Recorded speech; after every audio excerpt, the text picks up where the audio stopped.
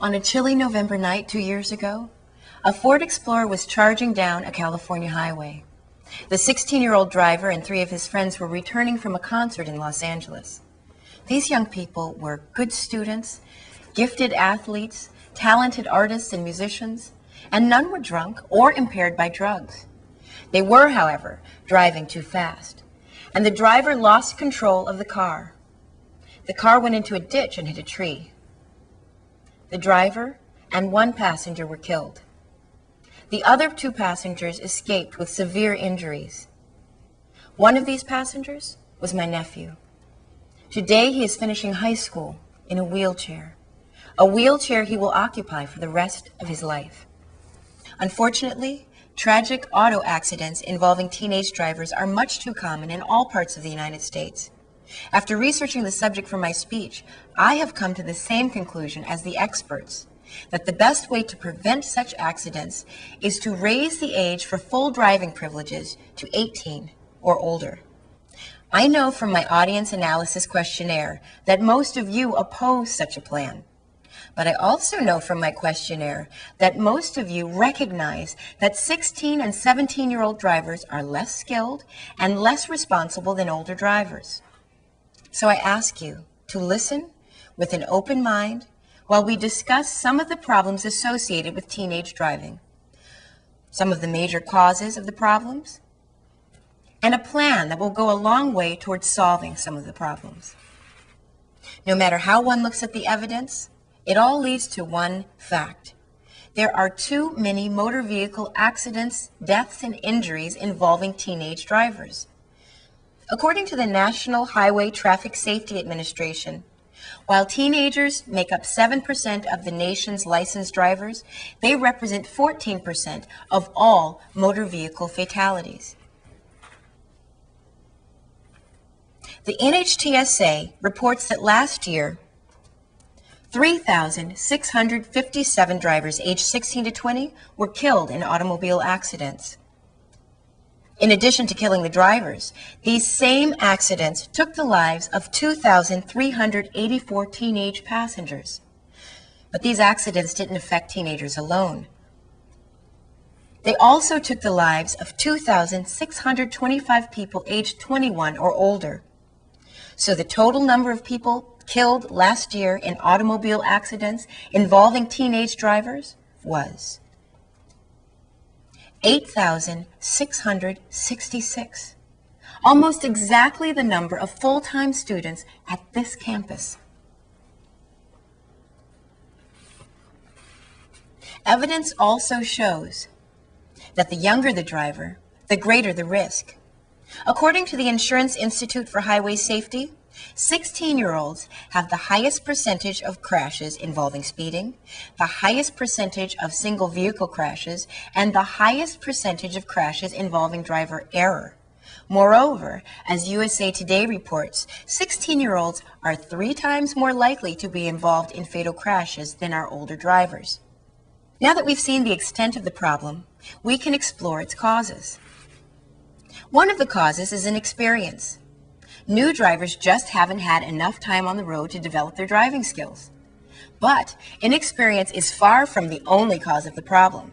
After all, there will always be inexperienced drivers, even if the driving age is raised to 21 or even to 25. A second cause is revealed by brain research. Findings from the National Institute of Mental Health show that the brain of an average 16-year-old has not developed to the point where he or she is able to effectively judge the risk of a given situation. Dr. Jay Geed, who led the research team that conducted the study, states, when a smart, talented, very mature teen does something that a parent might call stupid, it's this underdeveloped part of the brain that has most likely failed. Stephen Lowenstein, a medical professor at the University of Colorado, has just finished a 5-year study comparing the traffic records of 16-year-old drivers to drivers aged 25 to 49. His conclusion? Deliberate risk-taking and dangerous and aggressive driving behaviors predominated among the 16-year-olds. A third cause of motor vehicle fatalities among teenage drivers is night driving. According to the Washington Post, when 16-year-olds get behind the wheel of a car after dark, the likelihood of having an accident increases several times over. Of course, nighttime driving is less safe for everyone, but it becomes particularly dangerous when combined with a young driver's inexperience and reduced ability to gauge risk. Finally, there is the presence of teenage passengers in the car. We all know what it's like to drive with our friends. The stereo's up loud, cell phones are ringing, everybody's laughing and having a good time.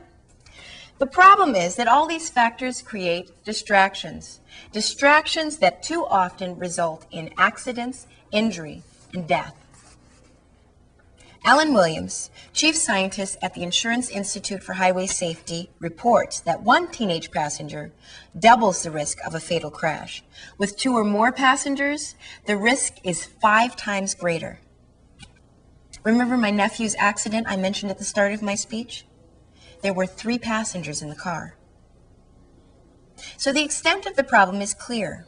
So too are its causes. What steps can we take to help bring about a solution? First, we need a national policy that no one can receive a learner's permit until age 16, and no one can receive full driving privileges until age 18. This will allow 16-year-olds time to gain driving experience before having an unrestricted license, and to reach a stage of brain development where they are better able to handle the risk and responsibility of driving. Second, we need to restrict nighttime driving so as to keep younger drivers off the road when conditions are riskiest. Some states have tried to address this problem by banning teenagers from driving after midnight or 1 a.m. But as the Insurance Institute for Highway Safety reports, these laws don't go far enough. According to the Institute, we need a 9 p.m. or 10 p.m. limit until drivers reach the age of 18. Third, we need to restrict the number of teenage passengers in cars driven by younger drivers. In fact, says Kevin Quinlan from the National Transportation Safety Board, passenger restriction is the first and foremost measure you can take to reduce teenage driving fatalities. According to Quinlan, the optimal policy would be to bar drivers age 17 or younger from having any passengers in the car unless the riders are adults or family members. Drivers from the age of 17 to 18 should not be allowed to carry more than 1 teenage passenger. Now, I know all of this might sound harsh and perhaps inconvenient, but the evidence is clear that it would save a significant number of lives.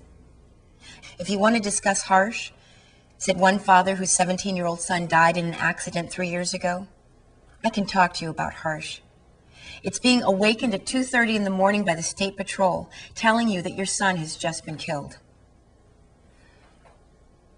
Everyone in this room has lived to college age, but this year alone, thousands of teenage drivers will not live that long. And they won't live that long due to factors that we can prevent. There's no way to solve all the problems we encounter on the road, but we can do something to help save the lives of younger drivers and make the road safer for all of us. As I said earlier, this might sound harsh or inconvenient, but I know my nephew would gladly trade both for the chance to walk again.